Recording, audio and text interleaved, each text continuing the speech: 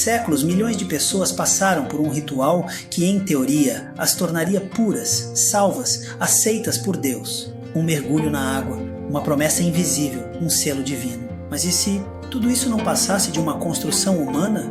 Uma farsa com cheiro de santidade?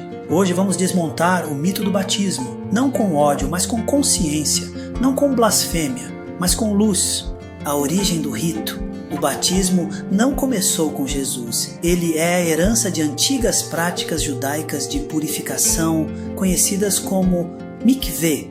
Eram banhos rituais usados para restaurar o estado de pureza legal, antes de entrar no templo ou após certos eventos. Mas esses rituais não eram sobre salvação eterna, eram simbólicos, ligados à cultura e à lei de Moisés. João Batista surge no deserto com uma proposta mais ousada: batizar para arrependimento, como forma de preparar o povo para algo novo. Em Mateus 3,11, ele mesmo diz: eu vos batizo com água para arrependimento, mas aquele que vem depois de mim vos batizará com o Espírito Santo e com fogo. João reconhecia que seu batismo era apenas simbólico e que haveria algo maior, não era um fim em si mesmo. O batismo como instrumento de poder. Nos primeiros séculos do cristianismo, o batismo continuava sendo um símbolo de entrada na comunidade, mas não era tratado como uma fórmula mágica. Foi somente com o avanço da igreja institucionalizada, especialmente a partir do século IV, com o imperador Constantino, que o batismo se tornou obrigatoriedade para a salvação. A doutrina do pecado original, formalizada por Agostinho no século V, fortaleceu essa ideia. A crença era: todos nascem condenados, e só o batismo, mesmo de bebês, pode salvar a alma do inferno. Medo, culpa, controle. E assim, o que era um ato simbólico virou chantagem espiritual. Sem batismo você não seria salvo, e se não fosse salvo estaria eternamente perdido.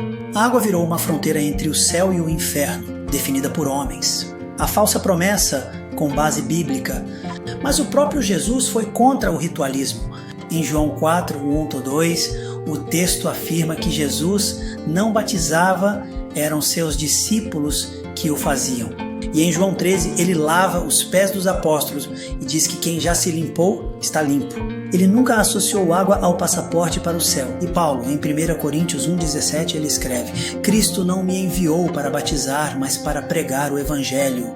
Paulo, o maior apóstolo do cristianismo, declarou que o batismo não era sua missão principal. E mais, em Romanos 2,29, ele diz que a verdadeira circuncisão, símbolo de aliança, é do coração, não da carne. Uma transformação interna, invisível, uma fé sem algemas. Hoje, milhões vivem com medo de não serem salvos porque não foram batizados. Crianças batizadas à força, adultos pressionados, pessoas rejeitadas por igrejas porque não passaram pelas águas. Mas será que o Criador do universo realmente está preso a um rito? Será que ele rejeita almas sinceras apenas porque não fizeram parte de uma cerimônia criada por religiões? A espiritualidade verdadeira não pode depender de uma fórmula. A fé não é um contrato, é uma conexão. E o batismo, quando usado como moeda de troca da salvação, perde totalmente seu sentido. O batismo, como muitos rituais, pode ter beleza, pode ter significado pessoal, mas jamais deveria ser um grilhão. O verdadeiro renascimento começa quando a mente se liberta. E talvez a fé mais pura seja aquela que não precisa provar nada com água, com rituais ou com medo, porque a fé que liberta nunca aprisiona. Se gostou desse vídeo, deixa seu like e não esquece de compartilhar, para mais pessoas começarem a descobrir a verdade por trás das religiões.